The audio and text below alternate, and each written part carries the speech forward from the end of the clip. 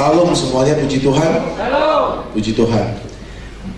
Hari ini kita akan belajar lebih serius, karena pada situasi dan kondisi dalam keadaan hidup sekarang yang tidak menentu, banyak sekali menghadapi kesulitan-kesulitan yang sangat kompleks dalam keuangan rumah tangga, kemudian juga dalam usaha dan lainnya. Hari ini kita akan belajar untuk memahami pimpinan Tuhan. Sekali lagi, judul kita adalah memahami pimpinan Tuhan. Semua orang Kristen menjalankan hidupnya, maka ada pikiran kita selalu muncul. Pikiran kita selalu muncul. Bagaimana caranya saya tahu pimpinan Tuhan dalam hidup saya? Jadi sebagai orang Kristen selalu ada pikiran muncul dalam pikiran kita, menanya pada diri kita sendiri, bagaimana caranya saya mengetahui pimpinan Tuhan dalam hidup saya? Karena untuk menghadapi kesulitan-kesulitan, menghadapi problem-problem yang sangat kompleks ini, yang sangat kompleks ini. Jadi kita butuh satu nasihat, satu pandangan dari firman Tuhan. Karena kalau enggak kita bingung, di dalam pikiran selalu muncul kan? Ada nggak saudara pikiran muncul? Bagaimana ya saya tahu ya pimpinan Tuhan? Ada nggak itu? Ada nggak? Tanya, dijawab. Ada nggak? Ada ya, oke. Kalau ada berarti kita bisa teruskan. Kalau nggak ada berarti masalah ya. Ini perlu kita tanya kembali lagi. Nah, kalau ada kita bisa teruskan. Nah, supaya kita tahu bagaimana Tuhan memimpin kita, maka Alkitab itu sangat komplit. Alkitab sangat lengkap. Dia mengajar kita nasihat-nasihat tentang pimpinan Tuhan. Mari kita buka Amsal 1 ayat 1 sampai 5. Amsal 1 ayat 1 sampai 5. Kita baca bersama-sama, hanya 5 ayat. Amsal Salomo bin Daud Raja Israel. Kita baca bersama-sama, 1, 2, 3. Amsal Salomo bin Daud Raja Israel. Kedua, untuk mengetahui hikmat dan didikan, untuk mengerti kata-kata yang bermakna, untuk menerima didikan yang menjadi pandai, serta kebenaran, keadilan, dan kejujuran, untuk memberikan kecerdasan kepada orang yang tak berpengalaman, dan pengetahuan serta kebijaksanaan kepada orang muda. Baik orang bijak mendengar dan menambah ilmu, dan baiklah orang yang berpengertian memperoleh bahan pertimbangan. Amin. Nah, ini ada nasihat yang kita belajar pada hari ini mengenai memahami dengan pimpinan Tuhan. Nah, maka Alkitab mencatat dalam orang yang paling berhikmat yang pernah diberikan oleh Tuhan, yaitu Salomo. Orang yang terpintar, orang yang bisa mengeluarkan kata-kata paling bijaksana yang pernah ada dalam dunia ini. Sejarah mencatat, yaitu siapa namanya? Salomo. Alkitab mencatat tidak ada orang yang lebih pintar dari Salomo. Gak ada nih, kecuali Salomo sendiri yang dipilih Tuhan. Sampai sekarang gak ada lagi orang sepintar dia. Hanya satu-satunya Salomo.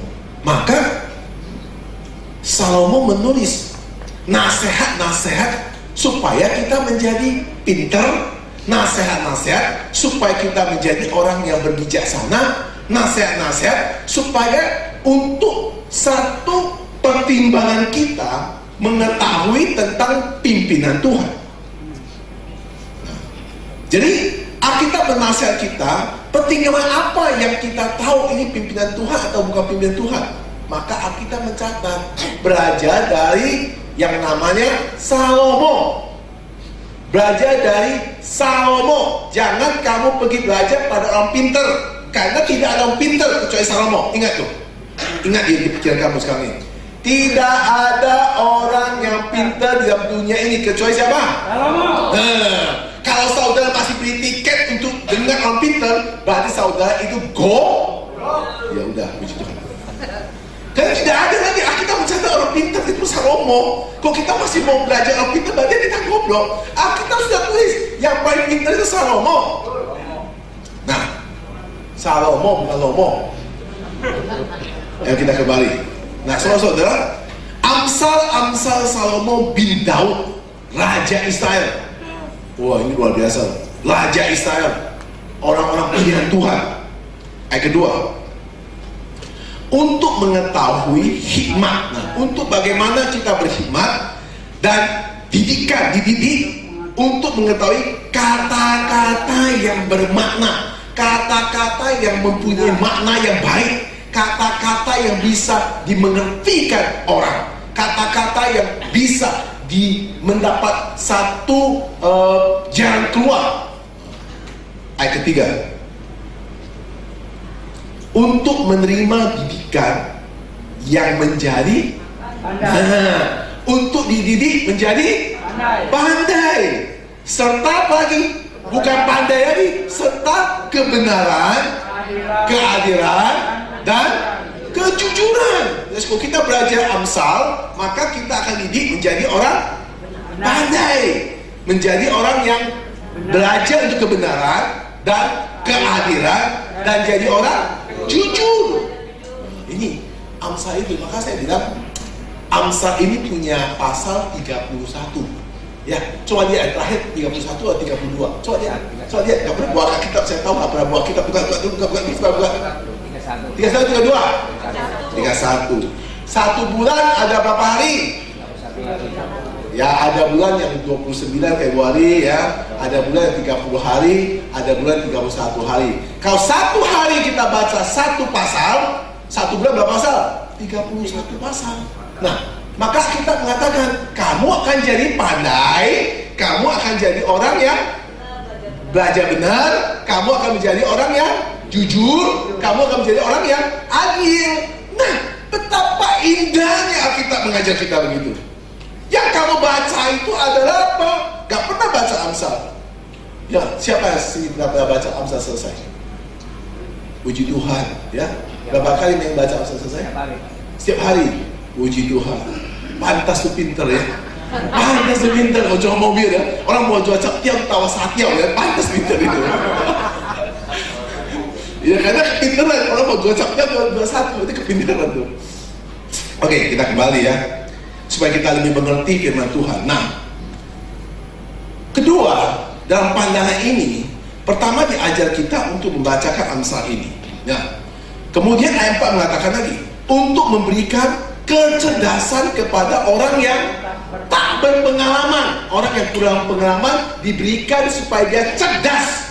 Nah, kemudian, dan pengetahuan serta kebijaksanaan kepada orang yang muda. Kemudian ayat 5, baik orang yang bijak mendengar menamai. Baik orang sudah pintar, kalau dia mau dengar lagi, tambah pintar lagi. Nah, ini orang yang sudah pintar, kalau dia mau dengar lagi Alkitab, dia mau dengar lagi Amsal, dia bukan tambah bodoh, tambah pintar lagi. Coba bayangkan, sudah pintar, pintar lagi. Kemudian apalagi dikatakan menambah ilmu, dan baiklah orang yang berpengertian memperoleh bahan pertimbangan. Jadi bahan untuk mengambil keputusan dan pertimbangan. Nah, saudara-saudara, ada orang mengatakan begini, kalau pimpinan Tuhan itu saya merasa damai sejahtera. Ya, sah-sah aja. Ya, kalau pimpinan Tuhan saya merasa damai sejahtera. Nah, ada juga yang mengatakan bahwa gini, kalau memang itu kehendak Tuhan, maka pasti Tuhan buka jalan. Kalau itu pimpinan Tuhan, pasti Tuhan buka jalan. Nah, maka bagaimana kita tahu kehendak Tuhan? Yesus sendiri pun berdoa, ya. Yesus sendiri waktu di Taman Getsemani, dia juga berdoa untuk supaya bukan kehendak dia melalui kehendak Bapa. Mari kita baca Matius 26 ayat 39. Nah, ia maju sedikit lalu sujud dan berdoa, katanya, ya Bapakku, jikalau sekiranya mungkin, biarlah cawan ini lalu daripadaku. Dia udah mau disalibkan, Yesus menderita. Tetapi janganlah seperti yang ku hendaki, melainkan seperti yang engkau hendaki. Yesus pun berdoa, Tuhan kita Yesus pun berdoa, jangan seperti yang dia hendaki melalui kehendak dari Bapaknya. Nah, coba, inilah yang harus kita merenungkan dan kita harus masuk dalam pikiran kita. Sebagai apa? Sebagai dari dalam hidup kita. Kita harus ingat, dalam seluruh aspek hidup kita, dalam seluruh aspek hidup kita, Tuhan melampaui semua aspek. Tuhan sudah melampaui semua aspek. Kenapa? Karena ada satu pengalaman apa? Pengalaman iman yang tidak dapat dilihat secara kacamata. Iman itu yang ada dalam dirimu, yang tidak bisa kita lihat secara kacamata, dan tidak bisa dijelaskan dengan logika.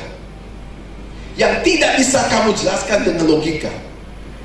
Kenapa? Karena iman itu diberikan oleh Tuhan kepada kita.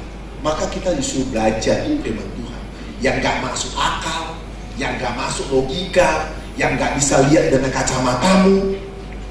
Maka disuruh belajar, disuruh benar, disuruh taat,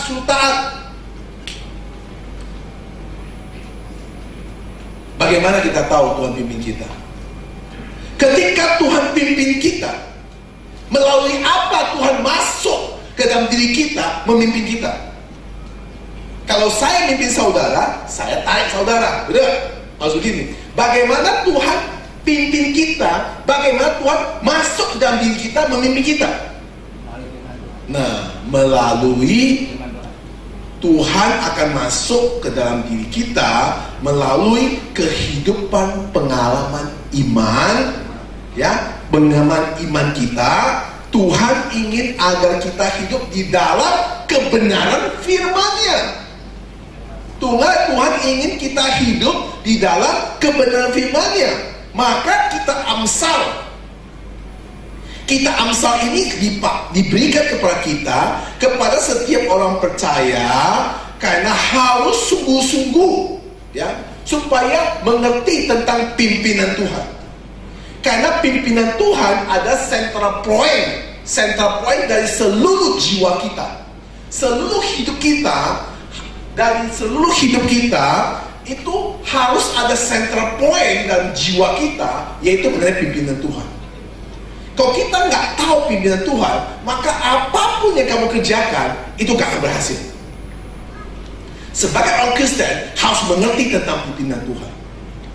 Sehingga dalam Alkitab Amsal ini banyak nasihat-nasihat untuk mengajar kita mencari pimpinan Tuhan. Nah, ya, untuk mengajar kita untuk mencari pimpinan Tuhan. Supaya apa? Supaya manusia, supaya melalui pengalaman kita itu sering sekali jatuh dengan hal yang sama. Kita sering berbuat salah dengan hal yang sama. Betul nggak kira? Udah buat salah tahun ini, tahun depan buat salah. Sama aja. Gak tua, gak muda sama.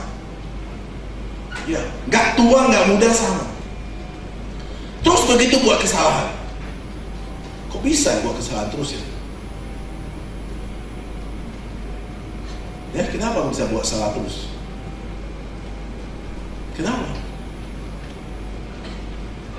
Ini masalah. Kita selalu buat salah. Ya, gak anak kecil, gak orang dewasa, gak orang tua, ya, salah terus. Dagang bertahun-tahun bangkrut dulu. Sudah kasih tahu berubah sikap, belum kita lagi, begitu dikit lagi, poya-poya lagi, ya, ya. Udah kasih tahu, ingat waktu susah. Nah, iya. Udah susah dia ingat, waktu susah. Nanti dia jadi lagi, lupa lagi, ya. Uang orang dia pikir uang dia, dia beli mobil, ya, dia beli rumah, uang orang dibeli semua. Waktu mau nagih, boleh dia, lupa lagi, lupa lagi. Nah itu sikap kita, selalu lupa terus, jatuh berkaya hal yang sama. Maka ya, kita sangat butuh pimpinan Tuhan. Kita sangat butuh pimpinan Tuhan. Karena manusia itu adalah makhluk yang sangat rapuh. Manusia itu adalah mudah sekali goncang. Dan manusia itu tidak berpengalaman. Manusia tidak berpengalaman. Kenapa saya kata manusia berpengalaman? Nah, orang sering katakan gini, ketika anak muda baru dewasa, ya ini baru sekia. Tahu sekia? Sekia itu bahasa apa ya? Hah? Anak muda ya, sekia itu anak muda. Anak muda itu baru menampaki hidup orang. Disebut orang yang tak berpengalaman. Ya, ini sekia, tak pengalaman. Kita orang tua yang berpengalaman, betul gak? Orang tua juga sama, tidak berpengalaman. Kenapa? Orang tua tiap hari tanya, Tuhan, bagaimana saya tahu pimpinan Tuhan, betul? Kita sampai hari yang tua pun tanya kepada Tuhan, Tuhan, bagaimana saya tahu pimpinan Tuhan dalam hidup saya? Terus orang tua juga cari bagaimana jalan keluar untuk supaya tahu kehendak Tuhan dan pimpinan Tuhan. Maka selalu dalam kehidupan, nilai-nilai kehidupan, orang selalu mengatakan, nah ini sepatutnya, ini selayaknya. Manusia sangat rapuh dan tidak berpengalaman. Sejak kapan manusia tidak berpengalaman? Sejak Adam dan Hawa. Waktu Tuhan menciptakan Adam dan Hawa, itu sudah tidak ada masalah dan tidak berpengalaman. Adam dan Hawa tidak mengerti tentang natur pimpinan Tuhan, tidak mengerti natur pimpinan Tuhan, sehingga mereka membuat kesalahan. Akhirnya saling menyalahkan, sehingga natur pimpinan Tuhan dia tidak mengerti. Maka di Kejadian 1 ayat 31, mari kita baca. Maka Allah melihat segala yang dijadikan itu sungguh amat baik, sungguh amat baik. Jadilah petang dan jadilah pagi, itulah hari ke-6. Nah, maka di Kejadian ayat 1 Adam dan Hawa sudah diciptakan semua super baik. Tapi karena dia tidak mengerti tentang naturnya Tuhan, maka mereka harus menanggung konsekuensi, diusir dan diputuskan oleh Tuhan dengan hubungan antara Adam dan Hawa dengan Tuhan. Diputuskan hubungannya. Natur manusia ini adalah natur yang berdosa. Maka kita Amsal itu menegaskan supaya kita belajar.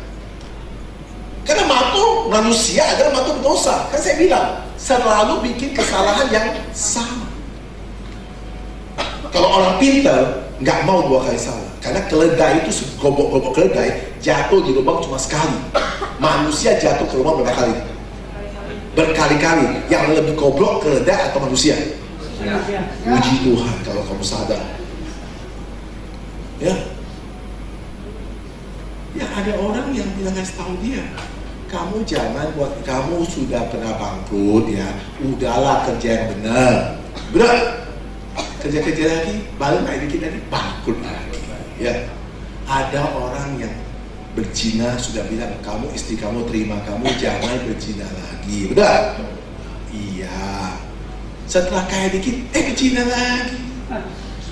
Ya, ya, gak perempuan laki sama. Kenapa gitu ya kita ya? Dikasih tahu gak asal sadar ya? Dari muda dikasih tahu sampai tua itu, sampai nenek pun gak akan dengar. Kenapa gitu ya? Coba lo pikirkan, coba kita pikirkan. Gak bisa ngomongin lu, gak tahu gimana. Maka orang itu harus diajak belajar firman Tuhan. Kalau kita ngomong, mulut kamu doyal. Benar? Yang sakit aja, yang sakit itu ya. Sakit, baru sembuh. Jangan makan gorengan, nanti kamu sakit lagi. Benar? Benar? Ya?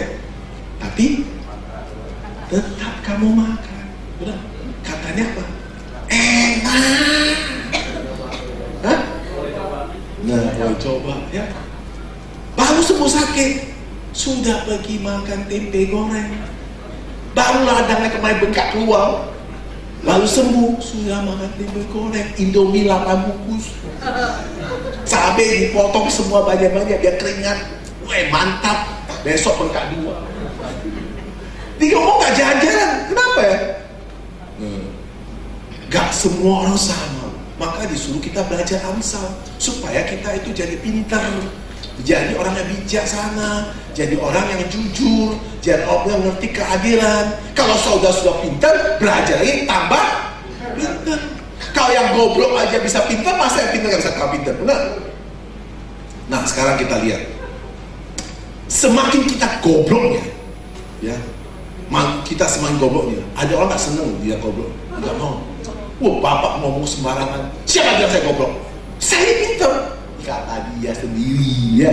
Alkitab bilang, you itu tolong harus belajar Alkitab. Yang pintar itu Alkitab. Kita nggak ada yang pintar, ya. Kalau kita pintar, besok terjadi apa lu tahu?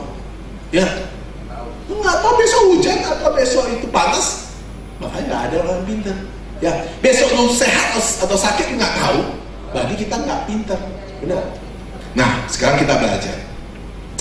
Kita Amsal itu menegaskan untuk setiap tindakan yang muncul secara natur yang dilakukan karena adalah suatu kebodohan dari bertentangan dengan kehendak Allah. Yang natur manusia itu dosa, sehingga selalu apa yang muncul dalam pikiran dia selalu bertentangan dengan kehendak Allah. Lihat sekali lagi ya. Yang natur manusia itu selalu muncul dalam pikiran kita. Ya, pikiran kita yang muncul, apa yang kita inginkan, apa yang kita hendaki itu selalu muncul dalam pikiran kita, selalu berlawanan dengan kehendak Allah. Lihat, berlawanan. Jadi apa yang kita mau kerjakan selalu berlawan dengan kehendak Allah. Allah bilang nggak boleh, tapi kita selalu lawan. Nah, selalu muncul dalam diri kita, sehingga orang itu selalu pakai apa? Cross check sama Tuhan. Padahal firman Tuhan bilang nggak boleh, ya, kamu tidak boleh. Tapi dia supaya enak hatinya, dia buka ayat-ayat yang cocok dengan dia, ya, supaya apa? Cross check, ya, cross check. Padahal kita bilang nggak boleh, Tuhan bilang kamu nggak boleh lakukan itu. Tapi dia nggak suka. Kenapa? Karena dia investasi. Dia udah invest, dia sudah ingin.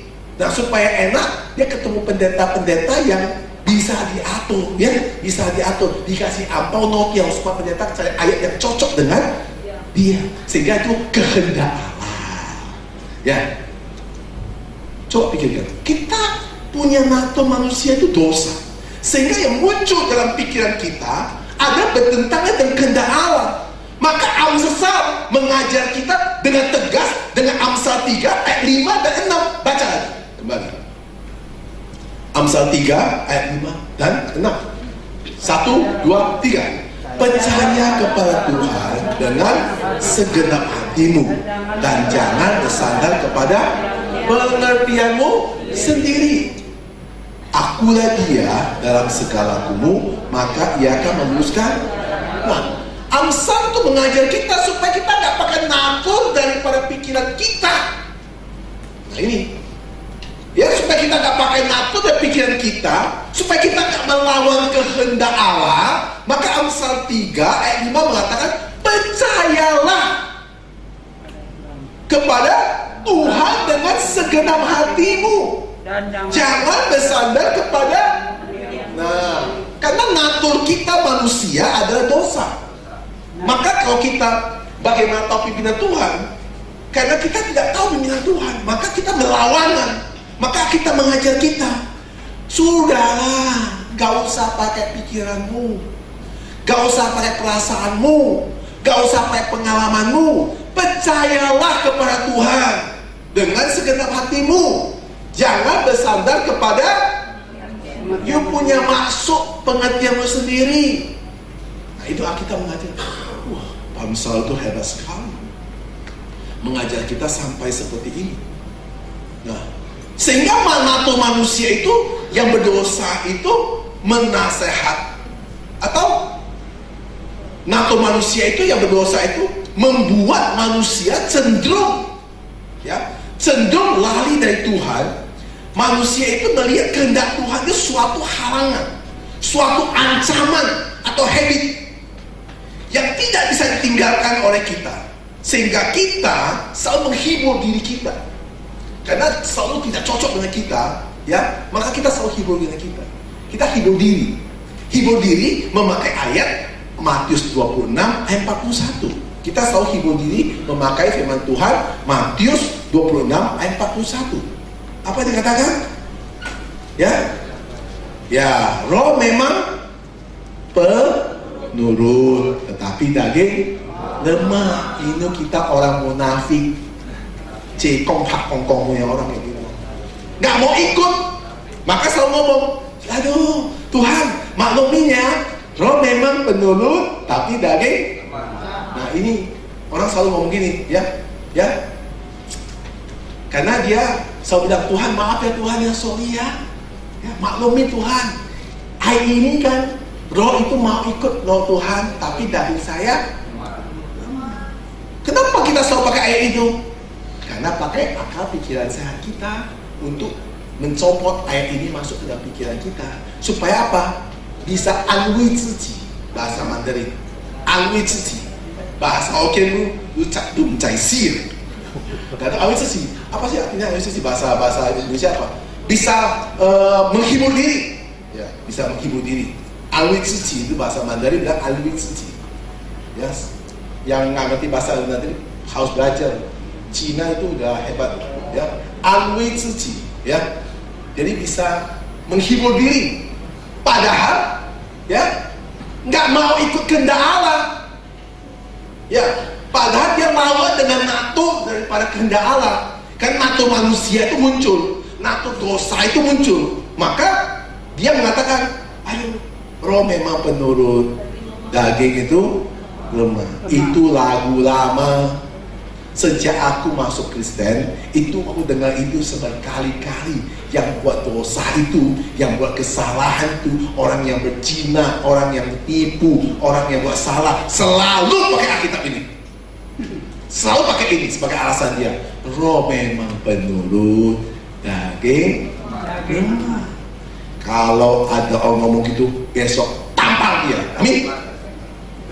Kenapa? Karena dia pakai akal dia. Maka Alkitab kan ajar kita Amsal 3 ayat 5 sampai ke 6 dan ke 7 sebenarnya. Tadi lupa baca satu. Nah, percayalah kepada Tuhan. Coba hafal 1, 2, 3. Kau usah buka, coba buka. 1, 2, 3.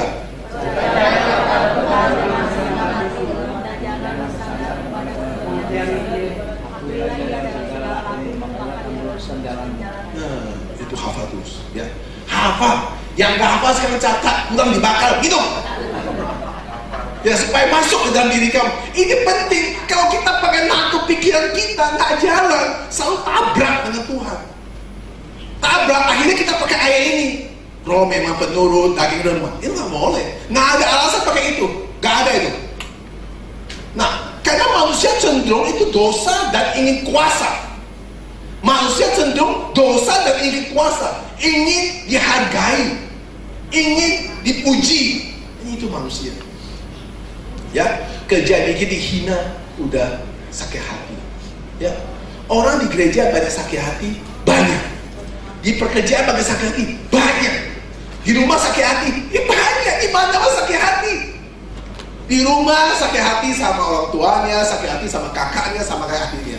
Di kerjaan sakit hati pada teman sekerjanya. Di gereja juga sakit hati dalam sesama jemaahnya. Ya, orang sakit hati memang. Kenapa? Karena dia ingin dipuji dan ingin kuasa.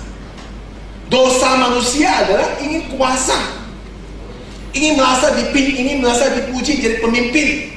Kalau dia nggak bisa jadi pemimpin, jangan jadi pemimpin. Terima kenyataan nasibmu. Kenapa? Karena Anda pakai nato pikiran Anda. Anda tidak pernah pakai nato pikiran Allah. Nato pikiran Allah adalah apa yang dicatat oleh kitab suci. Tapi nato pikiran kita adalah perasaan dan keinginan kita. Nah, itu berbeda, bertolak dengan keinginan Allah. Sehingga kalau manusia jatuh dalam dosa dan kuasanya dan merupakan adalah sebuah kekuatannya yang membawa dia, ya, semakin terus menerus jauh dari Tuhan. Kalau manusia sudah dosanya muncul dan ingin kuasa, ingin keinginan. Banyak dosa. Contohnya gini. Sering kita mengamatan gini. Ya, kenapa lu bangkrut? Nasi sudah jadi, Bu. Kenapa lu berzina? Nasi sudah jadi. Kamu kan cewek cakep-cakep. Kenapa lu mau sama bajingan itu yang punya istri 3? Sekarang hamil lagi. Nasi sudah jadi bubur. Ya. Sebelum nasi jadi bubur, disuruh dengar, mau nggak? Ya. Kamu jangan sama dia. Lu udah cek dia belum? Siapa? Udahlah.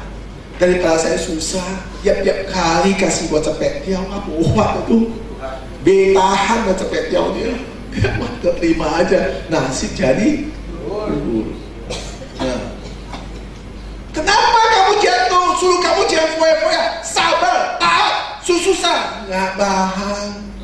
Uang orang gua pakai, gua beli mobil, ban mobil gua beli baja. Baja punya mobil gua ganti racing supaya kelihatannya keren. Ya, lampu baja gua ganti. Dia lampu stadion Bung Karno supaya terang. Ya. Kenapa? Gua ganti biar keren. Nah, kenapa pakai uang orang? Sudahlah. Bapak jangan ngomong itu. Nasi sudah jadi. Nah, ini kita selalu bicara nasi jadi bubur, nasi jadi bubur. Itu lagu lama.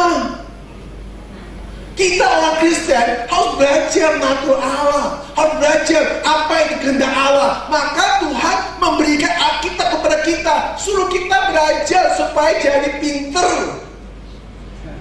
Nah, tapi kita tolak. Kita nggak mau. Terlalu sulit untuk kita belajar. Ya, lu lihat orang kerja. Ya, kerja sini gak betah, kerja sini gak betah, kerja sini gak betah. Orang itu gak sukses. Ya, kenapa? Keinginannya banyak, cita-cita banyak. Ya, orang pacaran sama ini gak cocok, sama ini gak cocok, sama aja. Dari 20 sama ini gak cocok, sampai 30 sama gak cocok, 40 gak cocok. Waktu dia 60 dia cocok, orang gak? Ya. Waktu 20 kan, dia kan cakep, putih-putih ya, lampunya pendek, bulu matanya masih kelihatannya keriting-keriting ya, alisnya itu bukan lurus tapi naik semua ya, ya bibirnya itu masih merah-merah, ya. Terus kemudian dia mau, orang mau dia nggak mau, pilih, sacap masih nggak mau, gocap dia tato, lacap bibir juga tato. Dia bilang, aku mau lacap. Orang bilang, gua bukan gak mau. Wah, dia takut. Bener? Dia gak mau lagi. Waktu sacap, waktu jicap kamu itu, waktu umur 20 orang mau, kamu tolak-tolak. Pilih ini, pilih itu. Akhirnya nasib kamu lacap, mau pilih lagi. Kecuali cara kau cap. Ya, yang mau kau cap. Kalau kau cap mau kamu, lu juga gak mau. Lu gak kuat jaga dia udah tiarap. Mau, kamu kawinnya diajak aja rumah sakit. Ya gak mau. Yang mau tuh kau cap. Ya lacap kau cap. Ini beda sacap ya cocok, benar. Ya. Yang kau cap masalah kau cap dia, wah lacap mantap benar. Yang lacap lu lihat, yang sacap nggak mau lagi, udah telat semua. Nasibnya dia. Ya. Nah terus dia apa? Sudahlah, nasib jadi bubur lagi. Ya. Saudara nasi jadi bubur, itu lagu lama. Maka kalau jadi orang punya kesempatan, jangan sampai nasi jadi bubur.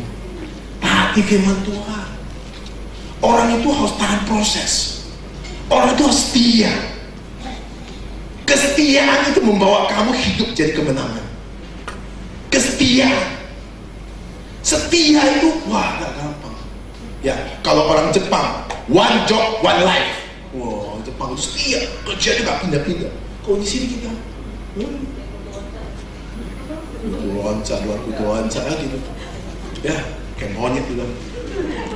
Dia kerja, wah, gak enak, gak nyaman. Di sini gak punya masa depan lagi. Sana pindah, sana pindah. Waktu lu muda lu boleh pindah 10 tempat. Ya, coba sekarang ke Aceh umur 50, mau pindah? Gak ada orang mau terima kamu. Nah, waktu muda lu gengsi, saya masih gagal, gak cocok mau pindah-pindah. Gak bisa. Kerja setia. Kerja satu bidang setia. Kau jual bakmi yang benar. Jangan pindah, jual bakmi, besok jual kentiau, besok jual budusan, jual apa, empek-empek, lusa lagi jual nasi campur. Orang bingung. Ya, tahun ini kan, Cik jual bakmi, nggak jual lagi, bangkrut. Jual apa sekarang? Jual empek-empek. Oh iya, empek-empek. Tahun depan ketua jual apa nih? Jual pisang goreng. Jadi sebenarnya Cik jual apa sih? Pisang goreng, nggak tahu. Nah, lu pada dengar nggak? Saya masih ingat. Saya begini. Dia ingat pernah makan nggak? Bakmi Encik itu yang dulu susah di gang Kerinci, ya, dimasukkan tupai, masih ingat gak itu? Ya Kerinci tupai lagi, dimasukkan tikus, ketemu sama cicak, tahu gak itu? Aduh kasihan. Masih ingat waktu kecil kita ini, udah kecil kita main makan sana, kita lihat sana, wah Encik itu masih ada. Akhirnya kita berkati Encik itu. Kenapa? Waktu kecil saya makan bakmi Encik. Sampai sekarang kau masih ingat bakmi kamu. Sekarang kamu jual gini, Cik, udah kaya, gua kasih gocap, pindah Cik. Dari cicak naik mobil. Ya, pernah lihat cicak naik mobil? Jadi buaya. Jadi biawak dulu, buaya ya, biawak dulu. Nah, coba saudara bayangkan, orang itu setia. Saya orang setia. Saya gereja dari awal pertama sampai akhir. Saya jadi pendeta, saya nggak pernah pindah dari gereja. Saya kerja juga gitu, satu-satu. Nah orang gitu, sepatu satu-satu. Saya nggak pernah ganti sepatu. Ya, nggak pernah mau beli sampai rusak baru saya buat lagi. Kok ini mabuk buat sepatunya? 12 warna, bingung warna hijau, warna ini. Saya bilang bapakmu satu sepatu, kalau sepatu gini banyak, mau pakai yang mana? Ya, dia bingung. Zaman sekarang cowok kayak cewek sih. Saya gentleman, soalnya sepatu satu, olahraga satu, celana satu, semua satu, istri satu, nggak pernah dua. Kok ini mau pikir waduh, sepatu 12, apalagi nanti. Nah, itu nggak bisa dipercaya. Ya, karena satu setia, gitu setia. Nah lihat dia pakaian nggak tahu. Kalau mau Allah setia, mesti dia ada pakaian. Ya. Satu-satu, sepatu satu-satu, itu berarti setia. Nah kalau misalnya satu ini gak cukup ya, mobil satu gak cukup, mau 2 mobil, rumah satu gak 2, itu perhatikan baik-baik. Kalau misalnya ya istri satu anak, satu istri, rumah satu cukup kan? Kalau dia mau 3, 4, dipikir baik-baik, itu siapa itu? Dipikir baik-baik itu. Ya, kalau nama kamu gak diinvest ke sana, nama istri gak masuk sana, boleh kamu berdoa ulang itu. Ditanya kembali, interogasi ulang. Nah, saudara dikasih Tuhan, setan itu terus menawar kita. Kenapa setan menawar kita? Karena setan tahu, ya, kita manusia itu sangat tertarik sekali dengan segala sesuatu yang belum pernah. Ngerti saya? Manusia sangat tertarik sesuatu yang belum pernah. Ya, belum pernah. Orang tua ngomong gini, jangan. Jangan. Kenapa jangan? Ini kan bagus buat kita karena dia belum pernah. Ya, belum pernah. Dia ingin sekali yang belum pernah. Akhirnya apa? Dia mengalami masalah. Karena selalu cari yang belum pernah. Dan manusia cenderung ingin tahu.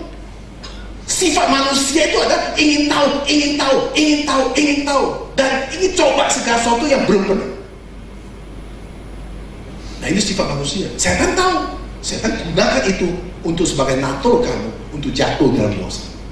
Setan gunakan itu supaya kamu terjerumus jadi nasi, jadi bubur. Maka setan tahu itu kelemahan kita dan ingin tahu. Maka harus setia. Nah, jadi kesetiaan kamu akan membawa kita sukses. Siapa yang bawa kita sukses? Tuhan. Ya, kok kita nggak setia, nggak bisa, nggak sukses. Tuhan yang bawa kita setia. Sabar, dimarahi, diapain, tetap taat. Waduh, itu satu proses. Saya ingat saya dulu kerja sama orang, sama bos, saya setia. Saya dimaki, dihina, saya bilang, bukan salah bos, salah saya. Bosnya nggak pernah salah punya. Padahal bosnya salah segudang. Kenapa? Kita dulu. Jadi harus tunduk. Ya, sudah ini. Saya kerja kayak gitu. Gak pernah bos salah. Dia ngomong apa? Bos benar. Saya salah. Apa bos benar? Wah seneng. Sehingga apa pun kasih saya, apa pun kasih saya, apa pun, karena semua dia benar. Akhirnya dia bangkrut. Nah itu, kenapa? Kasih dia, jelas dia, karena dia pikir kita goblok. Nah, Amsal aja kamu, jadi orang setia.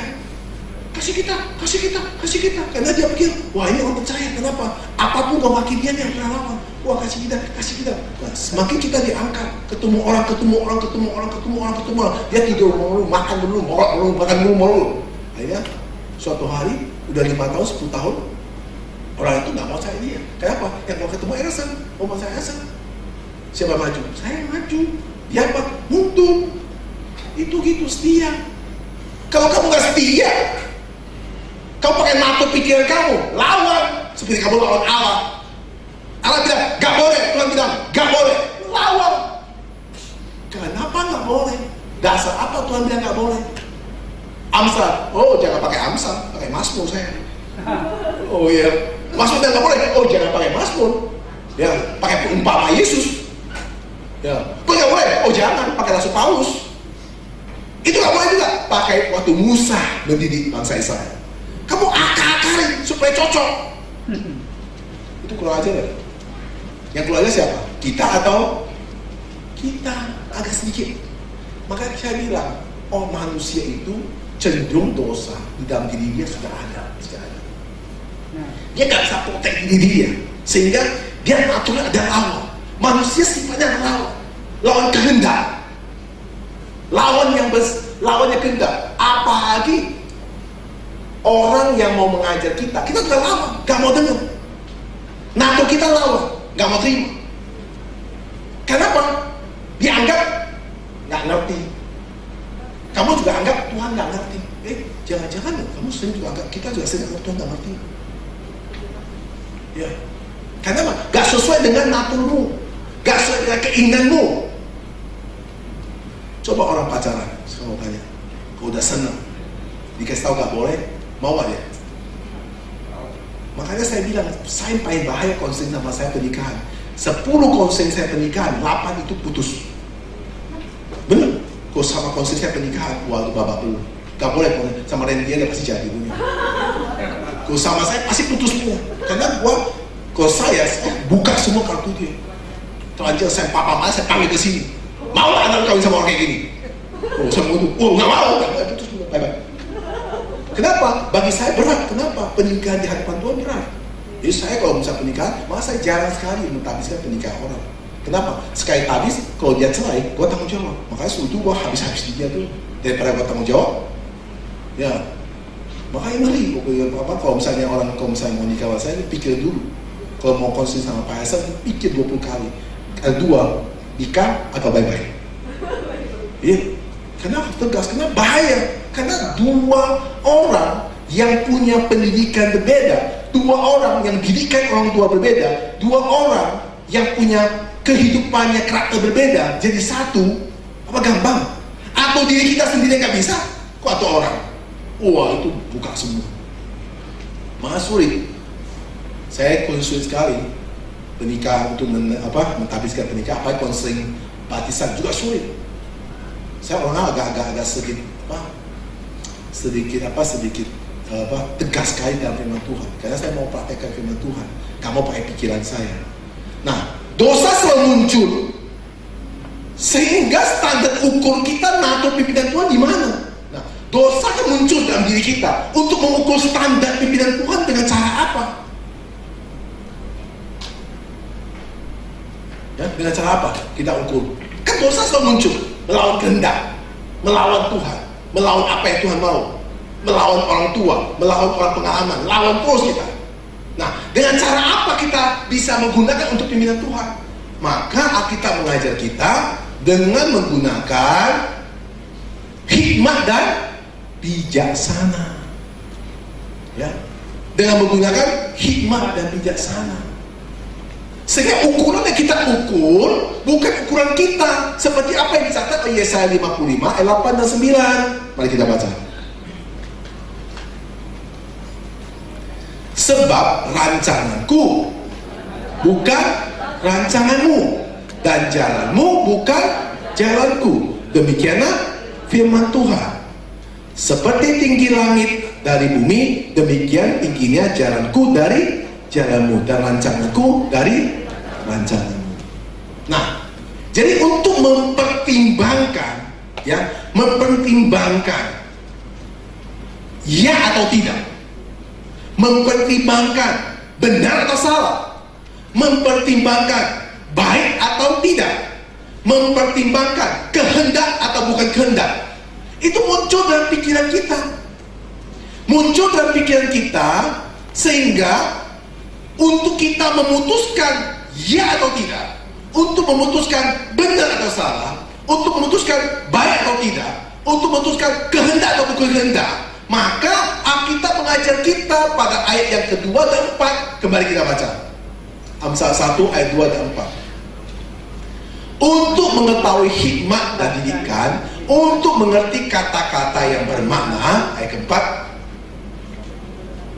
untuk memberikan kecerdasan kepada orang yang tak berpengalaman, dan pengetahuan serta kebijaksanaan kepada orang muda. Supaya kita bisa memutuskan, maka kita harus mengerti tentang apa yang dicatat oleh firman Tuhan, yaitu nasihat dari Amsal.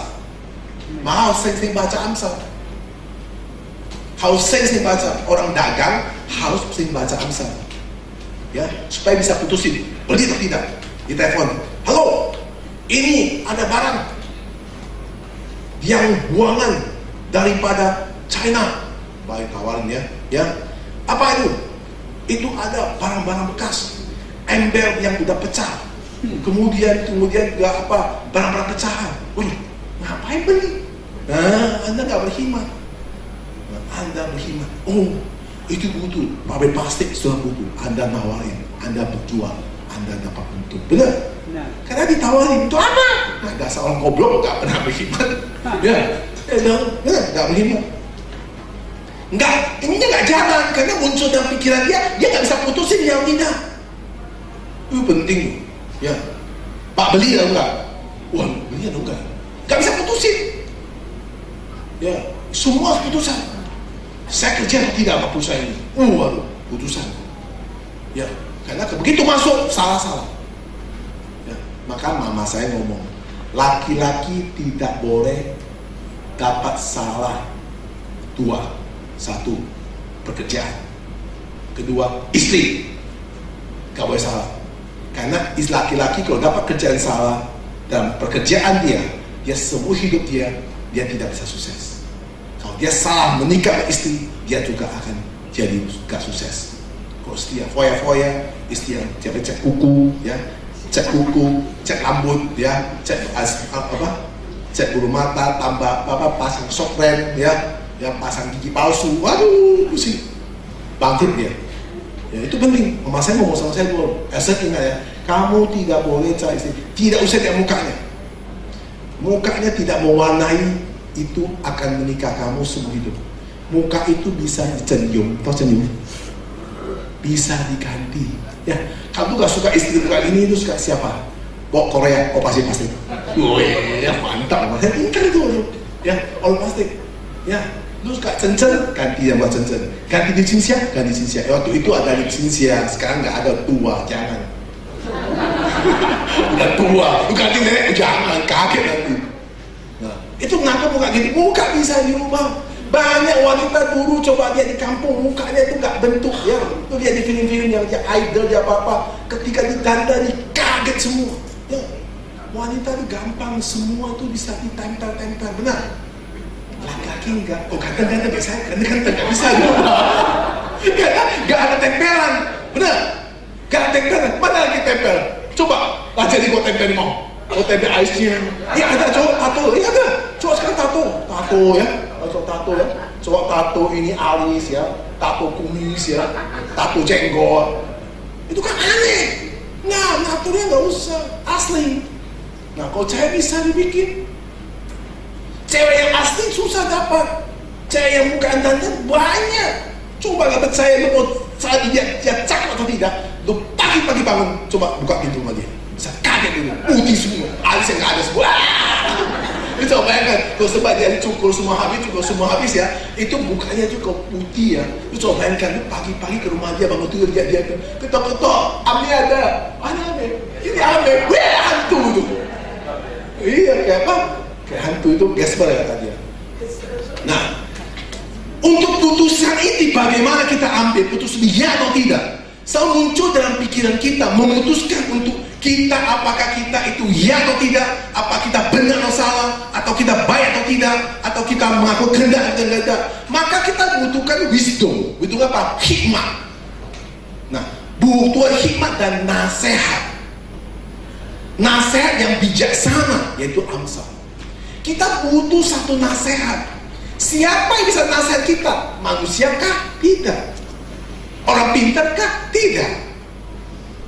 Ya, yang bisa nasihat kita adalah Alkitab. Maka kita butuh nasihat, butuh pimpinan Tuhan, yaitu supaya kita mengerti tentang mengambil keputusan. Hidup manusia hanya satu mulut. Ika kowe, orang bilang bahasa Mandarin. Satu mulut. Mulut kamu begitu keluar, bisa membuat orang suka kamu seumur hidup. Mulut kamu keluar, bisa benci kamu seumur hidup. Coba nggak percaya kamu. Setiap orang kamu datang ya, wanita datang, hei jelek. Orang yang kamu itu ya, benci kamu seumur hidup. Benar. Cuma wanita datang semua, ya, mau buka kodok, mau buka Godzilla, cakep banget.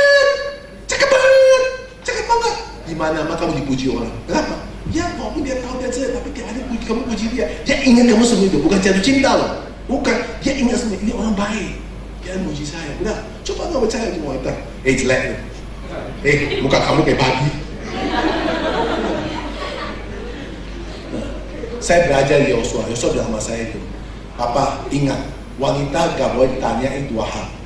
Satu, umur. Kedua, berat badan. Gak boleh. Wanita paling gak suka ditanya umur. Ya, umur berapa? Jangan tanya. Walaupun dia gocap, dia pura-pura gak tahu aja. Saya goyang. Ya, walaupun dia gendut bilang, kamu kurang semangat. Senang gak dia?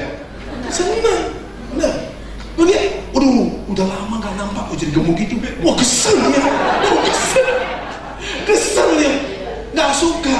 Oh, bilang, gak sangka ya. Udah lama gak jumpa ya. Dulu kan gak kayak gitu, sekarang kok cakep banget, kok rangsing banget. Masa ya?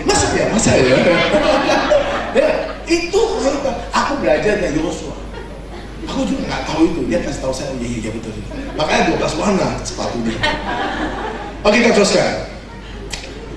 Bijaksana dan pimpinan Tuhan harus didasarkan dengan wahyu dari ilahi. Nah, dasar wahyu ilahi itu apa? Yaitu pimpinan Tuhan itu bersifat mutlak. Pimpinan Tuhan bersifat mutlak, tidak bisa ditawarkan. Pimpinan Tuhan bersifat mutlak, tidak bisa ditawarkan. Mari kita lihat Amsal 13 ayat 13.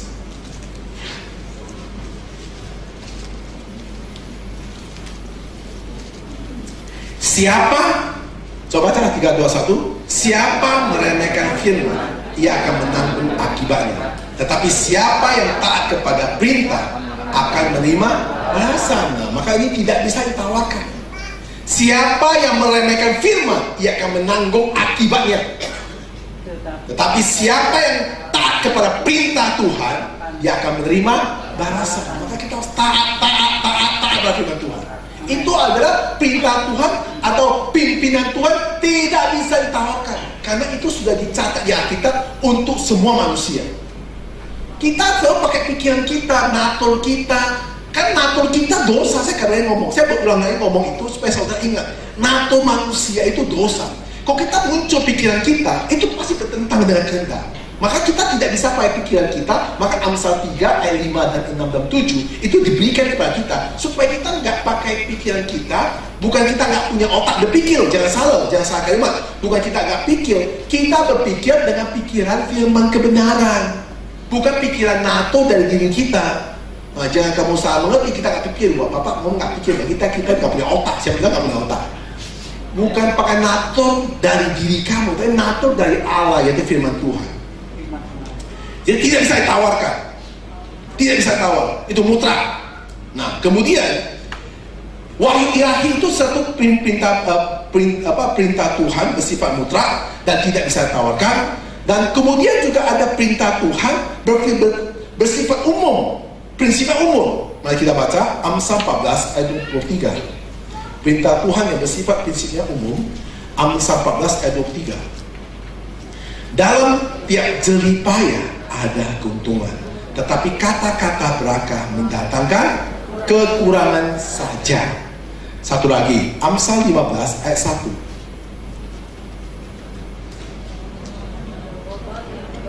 Jawaban yang lemah lembut meredakan kegeraman, tetapi perkataan yang pedas membangkitkan amarah. Maka kalau misalnya kamu mengerti Amsal, jauh orang tidak pernah dengan kasar. Ya.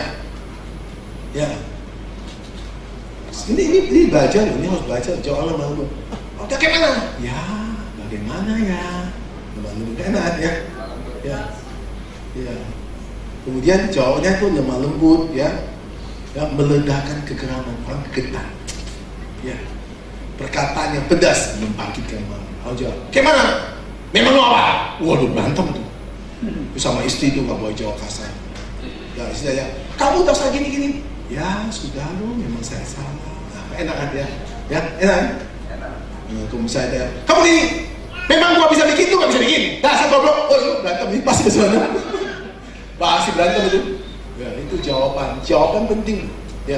Nah, untuk mengontrol diri, kunci jawaban itu ada dalam mulut kamu. Bagaimana kamu mengunci? Kalau kamu nggak punya hikmah, itu jawaban pasti kasar. Ya, karena natur kamu dosa. Selalu ingin kamu kuasai orang, orang tunduk pada kamu, nggak bisa paham. Nah, saudara-saudara, jadi selalu kita berlawanan dengan aspek-aspek hidup. Ya, sehingga lawankan dengan apa yang kehendak Tuhan. Sehingga boleh ngomong hanya 1% manusia yang bisa mengikuti kehendak Tuhan. Kalau menurut survei, hanya 1% orang yang bisa melakukan kehendak Tuhan. Kalau saya yakin 1% aja yang bisa melakukan kehendak Tuhan. Semua nggak bisa. Kita lawan semua. Maka kenapa Yesus harus mati di kayu salib? Karena itu. Karena kita manusia nggak bisa. Karena waktu Amsal dicatat itu Yesus belum mati di kayu salib, ingat ya? Jadi harus kamu selalu pahami kenapa Amsal itu ada. Kamu jangan kaitan dengan anugerah Tuhan. Nah ini masalah. Kalau udah kaitan anugerah Tuhan, itu Amsal nggak dipakai lagi. Ya, jadi Amsal dipakai untuk didik kita supaya pintar. Jadi jangan kita membandingkan dengan anugerah yang Tuhan sudah disalibkan. Kalau Yesus sudah salibkan, ini nggak pakai lagi karena sudah digenapi. Jadi yang cuma dikasih Tuhan. Saya katakan waktu saat itu hanya 1% orang yang bisa yang mengikuti kehendak Allah, yaitu nabi, rasul berbisa dosa itu. Ya, yang lain-lain nggak bisa. Maka nasihat yang bijaksana Amsal firman Tuhan kita baca Amsal 12 ayat 15. Jalan orang bodoh lulus dalam anggapannya sendiri, tetapi siapa yang mendengar nasihat ia akan bijak. Jalan orang bodoh lulus dalam anggapannya sendiri. Ya, maaf sendirinya benar. Ya, benar. Ya. Maka saya bilang kita butuh guru. Ya. Orang sukses di belakangnya pasti ada orang besar. Saya selalu percaya, seorang sukses di belakang pasti ada orang besar. Besar maksudnya bukan besar kaya, orang berhikmat. Saya percaya itu. Setiap orang sukses di belakangnya ada orang berhikmat. Yang paling berhikmat adalah Alkitab. Kalau kamu baca Alkitab, kamu akan berhikmat sekali. Di belakang kamu Alkitab pasti jangan. Saya lihat berkali-kali orang sukses ya, dia keluar kata itu kata bijak semua dari ambil Alkitab. Saya berkali perhatikan 10 kata yang keluar, minimal 7 kata dari Alkitab. Itu orang ini. Yang paling kita terima adalah orang itu ada guru kita, ada Yesus Kristus. Yaitu apa? Alkitab. Kalau kamu hanya baca Alkitab, enggak baca Alkitab, baca Alkitab. Jadi sehingga kamu jangan anggap kamu benar, jangan kamu hebat, jangan. Ya, istri saya bilang, sombong kamu. Istri saya bilang, sombong. Saya kata orang, saya sombong. Saya kata, saya sombong. Ya orang, saya kata orang sombong, tapi saya hatinya baik. Saya nggak sombong. Nah, sombong. Bisa sombong, saya sombong. Dia kata suaminya sombong, karena dia bandingkan dia dengan saya. Dia bandingkan dia dengan saya. Lain. Saya bilang lain. Ada hal-hal yang lain, ada prinsip-prinsip yang beda. Nah, kita kembali. Nah, satu lagi kita buka Amsal 13 ayat 10. Kita baca sekali lagi. 3, 2, 1.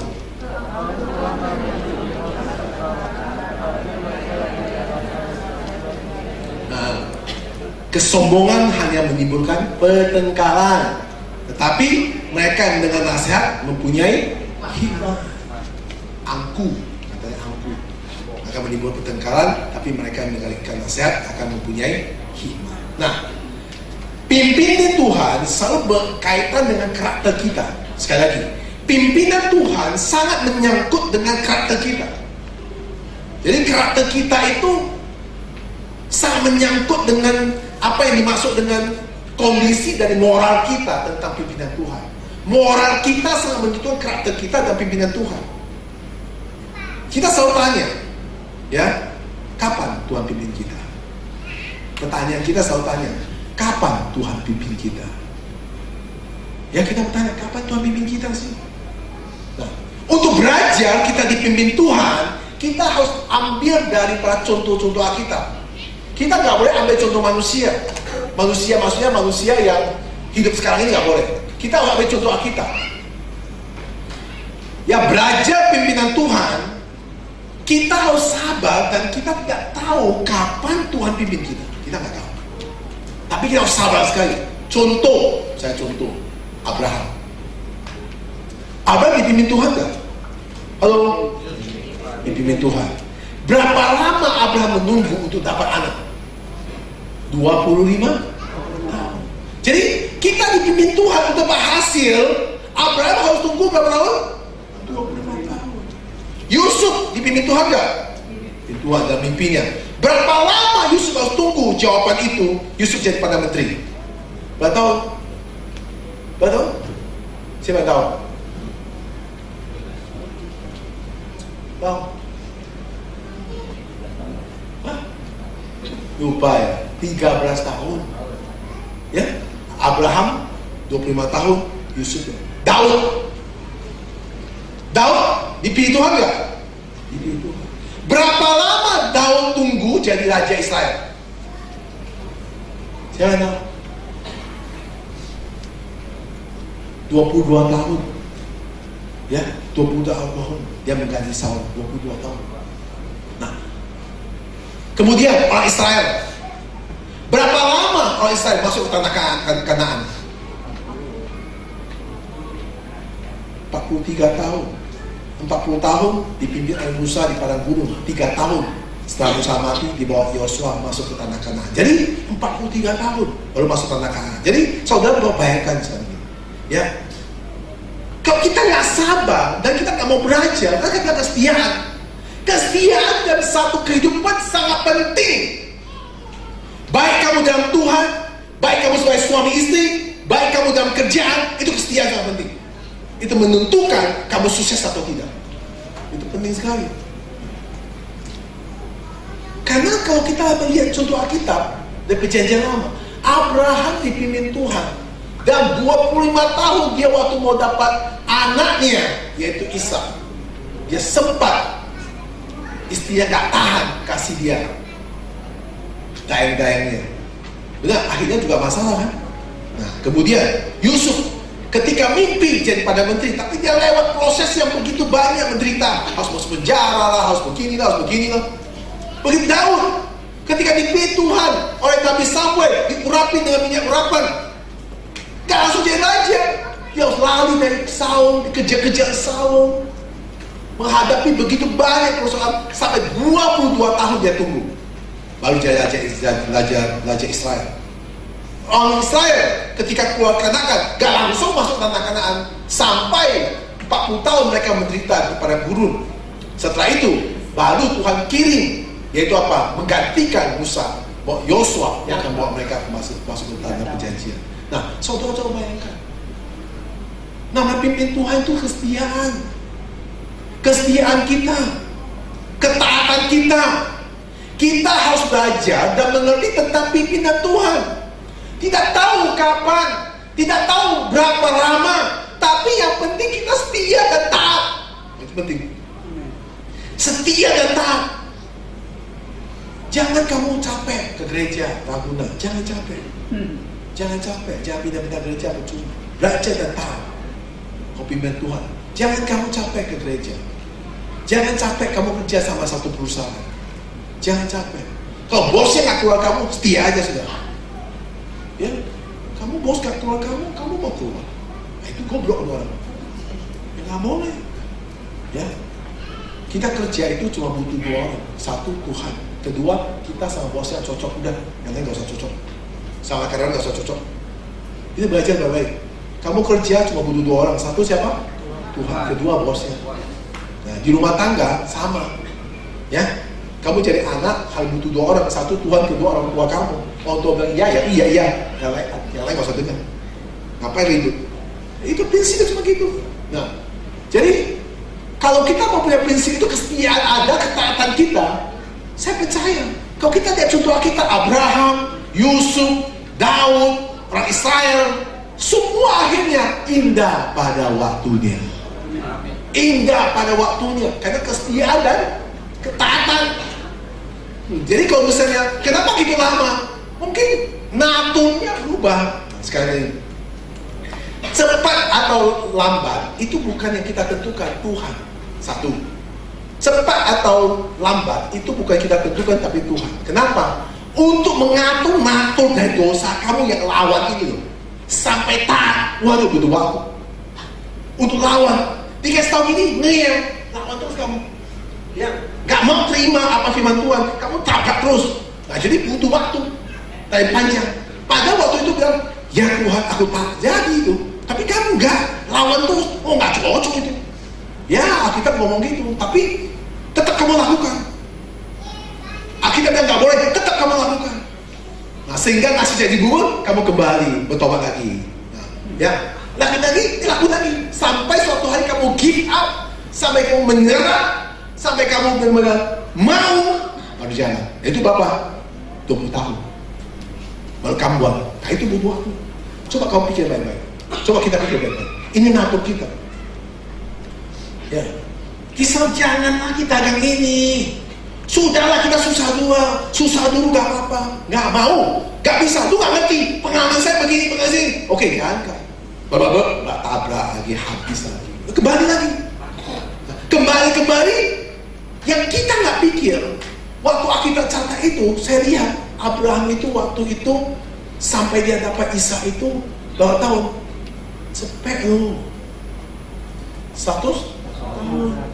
Coba bayangkan sekarang kamu gak mau berubah, lu tambah lagi sacat, cepet, mau jadi apa? Ngerti ya? Nah, urut waktu Tuhan atau kita? Saya tanya. Kita.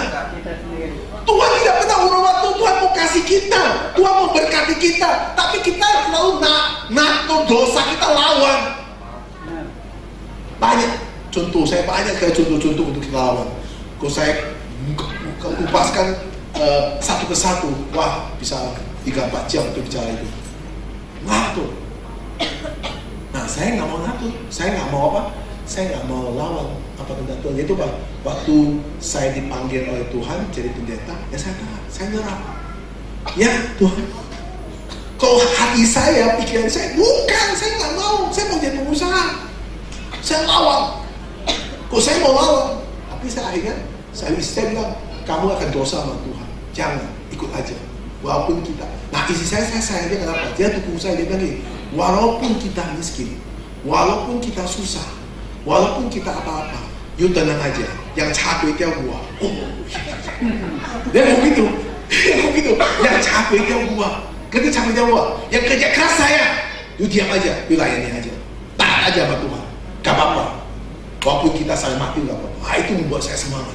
Ya, ucap kata itu beda loh. Seperti kata waktu si Abraham difirmankan Tuhan, kamu tenang aja, lihat bintang-bintang. Aku gitu, waktu itu dia aja langsung semangat, wah, Superman.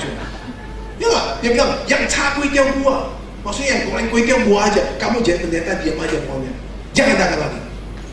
Gak usah pikir, orang bilang kamu jadi pendeta kan susah lah, nanti hidup keluarga kamu susah lah, nanti anak gak bisa sekolah, nanti apa-apa. Orang suka ngomong gitu, papa saya bilang goblok lah papa. Waduh sedih. Kasih kartu nama orang bilang, pendeta oh jangan, dia mendirikan tidak sumbangan. Ya gitu. Waktu jadi pengusaha ini, Pak Esa ada kartu nama gak? Pikir-pikir dulu, kartu nama apa? Cari nama aja, oh gengsi dia. Sekarang saya kasih kartu nama, sekarang gereja, Reform Karismatik, di Laguna. Kartu nama, ngapain gua minta? Lu mau minta sumbangan? Enggak, saya kan minta sumbangan. Saya cuma kasih kartu nama. Itu dibuang loh. Ya, dibuang. Gak mau, makanya saya itu gak mau cetak kartu nama. Kenapa? Karena pendeta semua kartu nama punya bank nomor rekening, saya lihat banyak. Kenapa? Orang takut terima kartu pada pendeta, semua ada nomor rekening, minta sumbangan, rekening BBCA, rekening Bank Mega, rekening bank tabungan, bank negara, bank apa semua ada 8 bank dulu. Saya nggak ada kartu nama, saya nggak bayar kartu nama. Kartu nama saya asal tumpuk sampai sekarang. Paling kasih 1-2 orang, 1 orang. Ya, kenapa? Karena takut orang kartu pendeta. Kamu takut nggak punya kartu pendeta? Takut kan? Karena ini kan. Nah, coba sekarang pengusaha. Wah, minta. 你薪水啊？你姓什么名字啊？你才多少年？ Nama siapa? Nama besar siapa? Oh, Amin. Amin from mana? From Macau ataupun dari Singapura itu Tuchin punya lautan bagaimana? Saya kasih tahu kartu nama Ketua Kaipang dari seluruh desa. Ketua Kaipang, waduh Ketua Kaipang lebih cilaka lagi. Bisa bawa rombongan semua minta-minta. Ya, Ketua Kaipang. Oh tanya, siapa lu? Ketua Kaipang, diam kamu. Dia pernah pendeta. Waduh, gak gampang saya. Nah, isi saya dukung saya gitu. Maka saya sampai sekarang udah mau 12 tahun saya jadi pendeta. Gak rasa 12 tahun. Karena kata isi saya, dia bilang, kamu tenang. Kalau kamu mau, wah itu lain. Kalau kamu mau jadi pendeta, dia mau. Kalau kamu mau jadi pendeta, yang satu itu yang gua. Yang cakup itu kamu. Tenang aja. Dan kedua, saya tidak minta kamu beli barang-barang mewah. Wah, 2 kata itu membuat saya seperti Abraham dia ke langit. Bintang di langit. Saya juga lihat langsung. Semua. Aja. Ya, makanya kalau dia ke langit, kenapa? Selalu dia dukung saya. Waktu saya lemah dia bilang, tenang aja. Ya, lo ngapain pusing? Gak apa-apa, jemaat apa kamu lain, saya gak komplain kamu kok. Semuanya komplain kamu, ngomong sembarangan. Gitu nih waktu itu. Nah, coba benar. Itu penting loh kata-kata itu. Saya bilang sama istri kamu gini, kamu itu kayak mana sih? Bikin susah kita aja jadi pendeta. Cari kerja yang benar dong. Aduh, mas. Nah, lu mau kok bandingin balik. Kita harus diminta Tuhan. Ingat istri kamu gitu. Gak jadi. Kejauhan. Waduh, gak kuat. Saya lihat pendeta banyak khotbah. Api-api. Ulang dia. Kenapa? Istri kamu. Kau bawa apa? Ada persembahan gak? Enggak ada. Kok gak ada? Tadi kau bawa apa? Kau bawa mengenai bagaimana dipimpin Tuhan. Kenapa kamu mau bercicat? Lupa. Dasar goblok lu. So akhirnya kau bawa ini. Aduh. Lu gak tahu anak mau makan. Besok mau balik sekolah gimana? Akhirnya membalik bilang, Bapak dan Ibu, walaupun saya susah, tapi saya percaya Tuhan punya kasih. Tuhan bisa buka hati jemaat. Kenapa? Karena Tuhan tahu aku butuhkan, tapi saya gak minta. Katanya gak minta. Aku percaya Tuhan akan indah pada waktunya. Walaupun kita susah, saya belajar. Wah, jemaat tergerak. Pulang, ada kasih hotel, ada kasih hotel. Mama dapat uang. Kan saya ngomong, Tuhan baik. Tuhan itu baik. Selalu sayang kita. Betul. Kau bawa pulang. Kamu juga belajar kita benar ya? Wah, jadi pendeta gak gampang. Saya dulu pendeta sini banyak semua pulang kau punya semua. Kau isi saya bilang, tenang. Satu ini yang ya. Kalau kamu susah pun, ingat jangan minta uang sama orang. Biar aku kerja keras. Pagi, siang, malam aku kerja. Yang penting apa? kamu melayani baik, baca kitab baik, ajar dengan baik-baik. Waduh, tiba-tiba aku lihat di sini ada S Superman. Lu lihat baju saya, kau semua mau lihat ini ada S ya. Dia ini S ya, putih. Lu lihat sekarang pakai baju dalam putih, saya lihat, saya lihat, saya tahu. Lihat sebenarnya, lihat, putih, lihat. Ya, ini adalah artinya apa? Istri saya dalam hati saya. Yang saya buat. Coba lihat baju kamu dalam hitam semua, buka. Kasih dibuka, berbulu semua. Ini putih, bersih. Sengaja supaya istri kita kasih kata kuat. Bukan saya, biar istri saya Tuhan bukan. Tapi ini penting, suami istri penting. Itu penting. Coba lu pulang di ngomel-ngomelin. Wah, bisa lemas kita, benar? Lemas. Apa pimpinan Tuhan, apa visi semua hilang semua. Nah ini penting saudara-saudara. Nah waktu saya lihat Abraham, lihat Yusuf, lihat Daud, itu harus tekun setia. Kesetiaan itu harus ada kata-kata yang bijaksana. Maka saya penting sekali. Kesetiaan kita butuh kata-kata yang positif, kata-kata bijaksana yang kita ngerti. Maka Amsal mengajar kita supaya kita mengerti. Mari kita baca sekali lagi sebelum kita tutup khotbah ini. Amsal yang 1 ayat yang 2, 3, 4, dan 5. Kita baca bersama-sama sekali lagi. Untuk mengetahui hikmat dan didikan, untuk mengerti kata-kata yang bermakna, untuk menerima didikan yang menjadi pandai, serta kebenaran, keadilan, dan kejujuran, untuk memberikan kecerdasan kepada orang yang tak berpengalaman, dan pengetahuan serta kebijaksanaan kepada orang muda. Ayat kelima terakhir, baik orang bijak mendengar dan menambah ilmu, dan baiklah orang yang berpengertian memperoleh bahan pertimbangan. Amin. Tuhan Yesus berkatinya.